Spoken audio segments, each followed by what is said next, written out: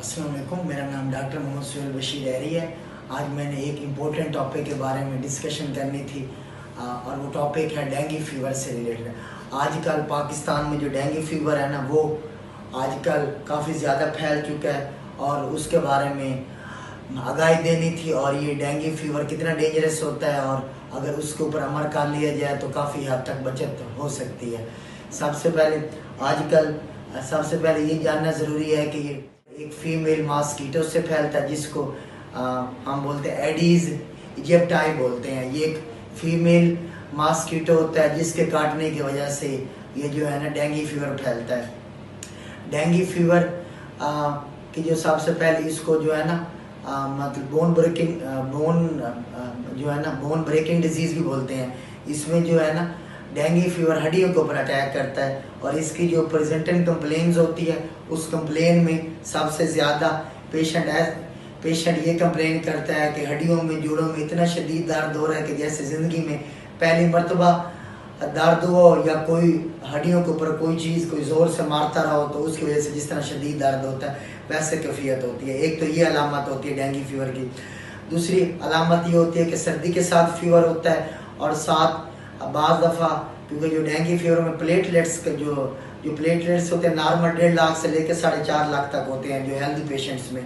और dengue fever में बाज़ दफ़ा प्लेटलेट्स लेवल भी कम हो जाता है। अगर प्लेटलेट्स 1,10,000 1 लाख तक 90,000 50,000 तक आ जाए तो ये भी साथ फीवर हो और आजकल वाला सीज़न हो, साथ फीवर हो और साथ प्लेटलेट्स कम हो जाए, साथ हड्डियों में जोड़ों में शदीद दर्द हो और साथ कोई ट्रैवलिंग हिस्ट्री हो कि जैसे एक ज़िला से दूसरे ज़िला में पेशेंट चला जाता है। जैसे अगर ज़िला जंग का पेशेंट है, ज़िला खानेवाल जाता है या अगर कोई मंडी में जाता है या कोई हाईएस्ट पे कोई बस पे काम करता है, वो किसी अड्डे के ऊपर रात गुजारता है तो वहाँ मच्छर होता है, वहाँ डेंगू फीवर होता है, वहाँ से भी डेंगू बुखार फैलने के चांसेस ज़्यादा होते हैं। या अगर कोई रश वाली जगह पे जाए तो वहाँ पे भी अगर रात गुजारी जाए या कोई सफ़र में हो तो वहाँ अगर डेंगू बुखार मच्छर काटता है तो वो जो फीमेल मॉस्किटो होता है जो एडीज इजिप्टाई जो है उसकी वजह से ये जो है ना डेंगू फीवर फैलता है। एक तो ये हो गया।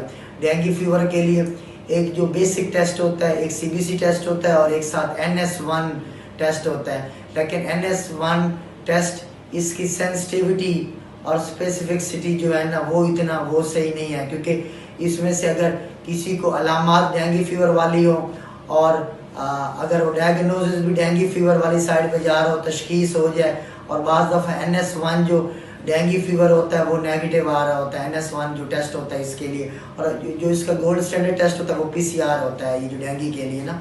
और जो NS1 टेस्ट है ये स्क्रीनिंग टेस्ट होता है, इसकी सेंसिटिविटी कम होती है। अगर ये इसका अंदाज़ा इस हिसाब से लगाया जाता है कि अगर किसी 100 पेशेंट जिनको डेंगू फीवर की तशखीस हो चुकी है उनमें से अगर 100 का टेस्ट कराया जाए तो उनमें से जो जिनको डेंगू फीवर है उनमें से 70 का NS1 जो डेंगू फीवर का टेस्ट है वो नेगेटिव आएगा और 30% का पॉजिटिव आएगा। तो इसलिए ये गोल्ड स्टैंडर्ड टेस्ट नहीं है, ये स्क्रीनिंग टेस्ट होता है। इसके लिए जो सबसे अच्छा टेस्ट जो आजकल जो गोल्ड स्टैंडर्ड टेस्ट है वो एक PCR टेस्ट होता है।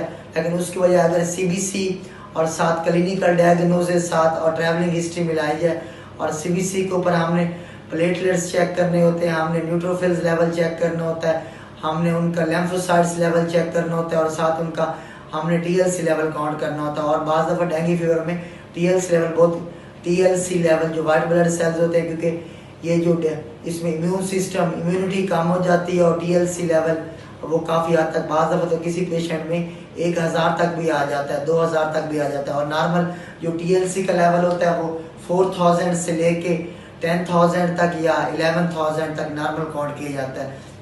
और हर बुखार टाइफाइड बुखार ने तो वैसे पाकिस्तान में आजकल टाइफाइड बुखार ख़त्म हो गया आजकल, और हर बुखार टाइफाइड बुखार नहीं होता, हर बुखार में एंटीबायोटिक का इस्तेमाल नहीं करना होता। अब इसमें डेंगू फीवर में एंटीबायोटिक का इस्तेमाल कंट्राइंडिकेटेड है।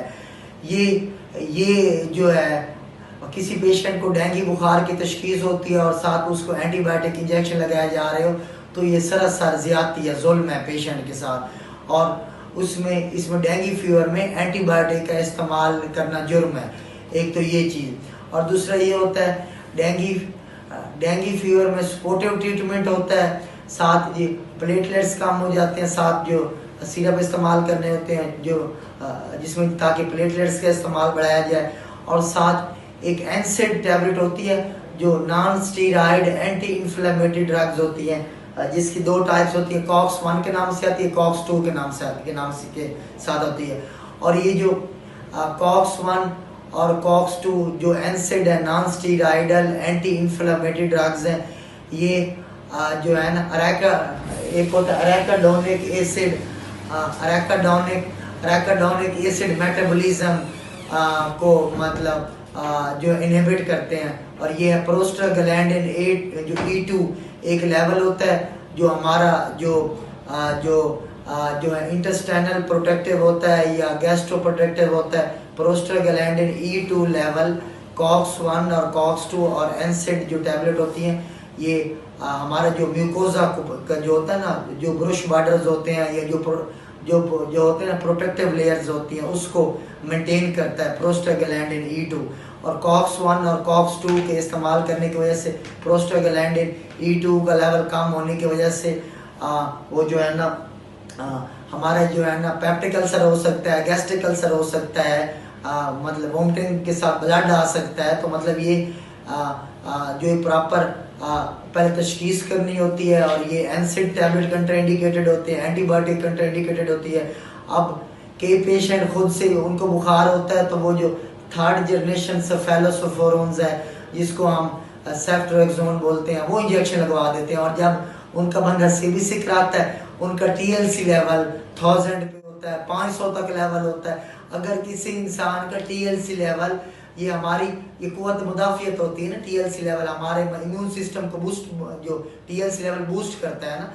अब ये किसी पेशेंट का अगर TLC लेवल 1000 पे है, 700 पे है, या 500 पे आ गया, या 4000 से कम आ गया, अगर वो 15 इंजेक्शन सेफ्ट्रोक्सोन के इंजेक्शन लगवा लेगा, 3rd जनरेशन सेफेलोस्पोरोन्स के, ये जो जिसके अंदर ये जो सेफ्ट्रोक्सोन्स आते हैं, ये इंजेक्शन लगवा लेगा, उसका पहले TLC लेवल 1000 पे आया हुआ है, 1500 पे आया हुआ है, 2000 पे आया, अगर 15 इंजेक्शन 1 ग्राम इंजेक्शन लगवा लेगा, तो मैं कहता हूँ कि इससे बड़ा और ब्लंडर कोई नहीं है। कि मतलब पहले से उसका TLC लेवल कम हुआ है, एक जो इंसान मौत के करीब जा रहा है, आप उसको अगर 15 इंजेक्शन, 10 इंजेक्शन, 7 इंजेक्शन और इंजेक्शन एंटीबायोटिक लगा देंगे, तो वो तो उसका TLC लेवल और बढ़ जाएगा।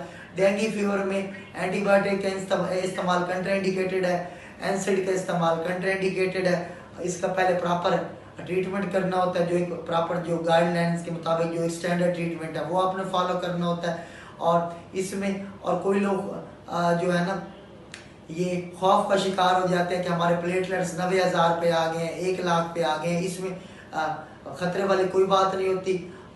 जो 20,000 या 30,000 से नीचे प्लेटलेट्स आ जाए तो वो थोड़ी डेंजरस कंडीशन होती है। 50,000, 60,000, 70,000 तक जो है ना ये प्लेटलेट्स हों तो ये इसका जो है ना कंजर्वेटिव ट्रीटमेंट होता है, सपोर्टिव ट्रीटमेंट होता है। हमने मच्छरदानी का इस्तेमाल करना होता है, प्रॉपर एक डेंगू वार्ड में एडमिट होना होता है ताकि दोबारा मच्छर ना काट ले। अगर एक जो ज़िला झांग का, ज़िला खानेवाल का, ज़िला मुल्तान का एक पेशेंट है, अगर वो जो खानेवाल